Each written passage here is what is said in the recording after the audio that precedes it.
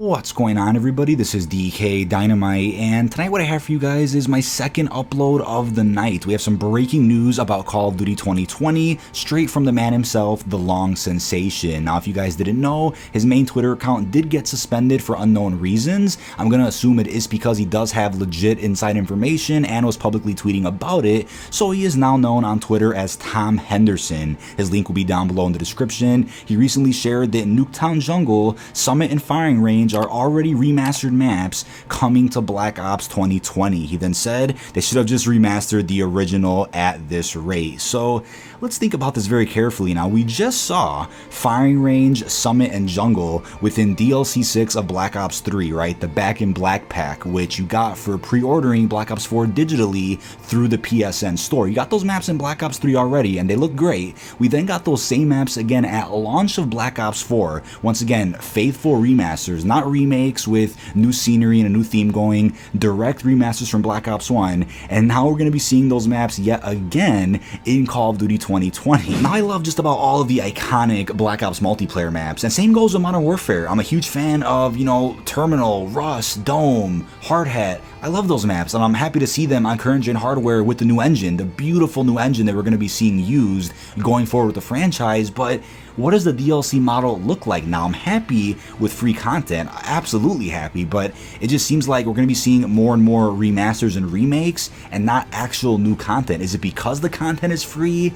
I don't know. Is that their excuse for remastering everything? Is because, oh, it's free, take what we give you? Is that what it is? I'm just not sure. But when it comes to Black Ops, at least, it's gonna be interesting to see how that free model is handled with zombies, right? Will there be a zombies pass? Because I highly doubt they'll release zombie maps for free, and I'm sure there'll be like extra game modes like Gauntlet or Grief that are locked behind PlayStation exclusivity. That's without a doubt at this point, considering how Survival was locked behind PlayStation exclusivity for Modern Warfare. So I'm just curious how they're gonna do it, but because of the success of Modern Warfare and the way the model works, we're definitely going to be seeing that exact same model copied year after year going forward. Here's the thing with that too. We already had a Cold War Nuketown in Black Ops 4, right? So it's almost like they got themselves in a corner, and now they can't go with the Cold War Nuketown for COD 2020 unless they remaster that map as well, but I doubt it. I honestly think when it comes to Nuketown, we may see like a Vietnamese twist on it, considering Vietnam will play a big role in the upcoming campaign. But here's the thing, right? Nuketown gets a pass, right? We always get a Nuketown remaster of some sort with every new Treyarch game, so that's fine. But my issue is with the other maps, right? We just saw them, and there are so many other maps they can pick from, to remaster or remake, either for release or throughout the DLC season. But they're continuously going with the same maps, and you guys are probably wondering, well, why? And it's kind of, as I said before, Activision is going to essentially replicate the same Modern Warfare model that we had this year, which is involved with, plenty of nostalgia, plenty of remasters, since clearly that's working, right? The casuals really dominated Modern Warfare this past year, and they're totally okay with bringing back several fan favorite maps, even without many changes, and just adding them in as DLC, whether it's free or not. So since that's working, Activision has no issue doing that yet again with the new Black Ops game, and they're going to continue doing that until it doesn't work any longer, right? And here's another thing. Within Black Ops 4, we also got faithful remasters of both Havana and WMD. Both maps honestly fit very well with the Cold War era, which is what Call of Duty 2020 is going to be focused on, right? Along with Vietnam, kind of that whole, 20-year span of both wars, right?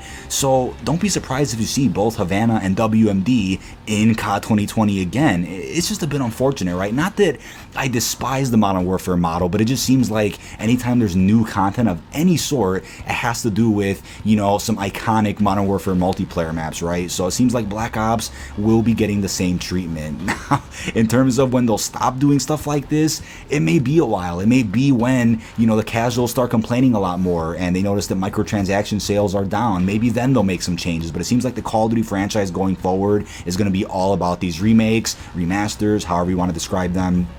Now, we also have some other breaking news thanks to data miners. The AN-94, an iconic weapon from Black Ops 2, was also found in the files for Modern Warfare. Whether that means it's coming in Season 4 or in the future is currently unknown, but there you have it, right? More iconic Black Ops weaponry, aside from the Galil, is coming to Modern Warfare at some point. We definitely know the Galil was not a coincidence. We know Call of Duty 2020 marketing is just around the corner, and there's a very specific reason why the Galil is coming straight away with Season 4. I'm assuming either later on in the season or Season 5 we'll see more iconic Black Ops weaponry or even characters, right? There were other rumors I saw around that maybe we'll get some Black Ops operators in Modern Warfare, which I think would be quite interesting, kind of similar to how Captain Price was added to Blackout. The worlds are, of course, crossing over, and I made a big video, it's actually a dual commentary, talking all about Black Ops and Modern Warfare crossing over in the future. That video will be linked down below in the description, because there's quite a few pieces of evidence and Easter eggs that do support, you know, the two franchises crossing over, on top of verified insiders also confirming that Warzone will be implemented into Call of Duty 2020 somehow. And who's a verified insider that has publicly said that? Tom Henderson, the long sensation himself. So he did make it clear there is no separate Battle Royale for COD this year. No new Blackout, no new Battle Royale. So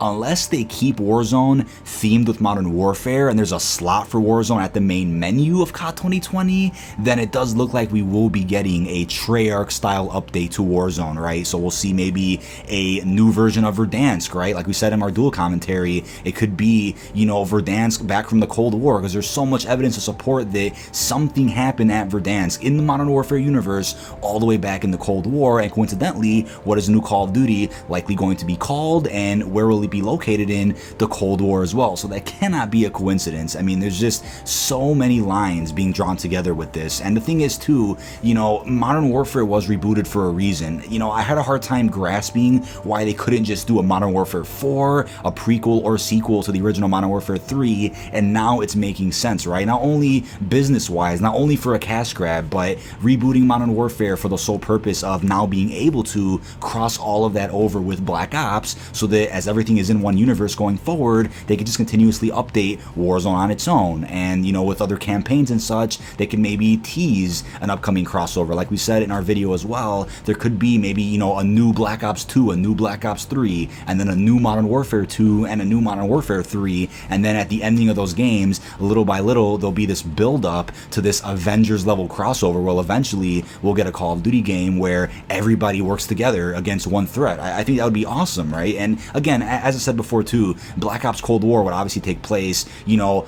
dozens and dozens of decades before the events of the new Modern Warfare we have, but that doesn't mean we can't see the return of, you know, the iconic old Frank Woods and David Mason in the present that can then, you know, team up with characters like Price and Gaz and Ghost. I think that would be absolutely insane, but it does seem like Activision does have a much clearer path going forward with the Call of Duty franchise. And speaking of that too, I think because of the pandemic, we'll also likely see a lot of very similar missions in Call of Duty 2020 that were already in previous games like Black Ops 1 and 2, probably more like Black Ops 1. And this goes back to a report we had many months ago already, that at least one mission in Call of Duty 2020 that takes place in Vietnam will essentially unfold identically to a mission from Black Ops 1 that also took place in Vietnam. However, the ending of that mission will essentially unfold a lot differently than the original. So with that being said, don't be surprised to see more missions that essentially take place in similar areas or have similar objectives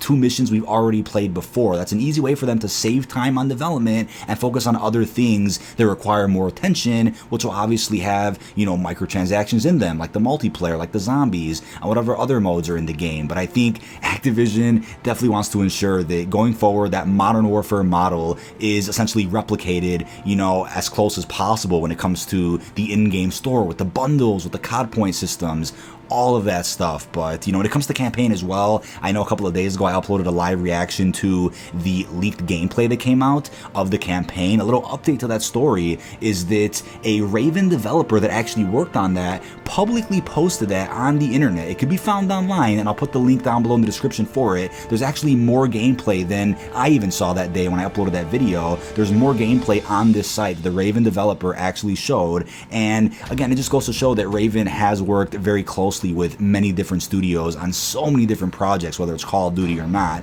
But with this being said, there were people people receiving copyright strikes for covering this gameplay. At the time of uploading this video, knock on wood, my video's been okay, but I don't see why Activision could issue copyright strikes for people posting this on YouTube, considering that it literally is on an online site. It's on a public domain. It's not on a private server. It's not on a hard drive anywhere. The actual footage was posted on a public site by a developer, presumably with permission by Activision to put that on the site. So I'm not sure why there's an issue with YouTubers now covering it. And again, I get it, right? They're probably embarrassed of whatever the hell that was supposed to be, but as clarification for that too, Treyarch was working on a solo campaign for Black Ops 4 at one point, and then that got cut fairly quickly, I would say, and they started working on this 2v2 style campaign, which is what we saw in the footage I covered the other day. However, you were able to play that campaign on solo with bots. People are confusing that for like some multiplayer mode or something. It was not a multiplayer mode. It was absolutely campaign, but you were just able to play it with bots if you didn't have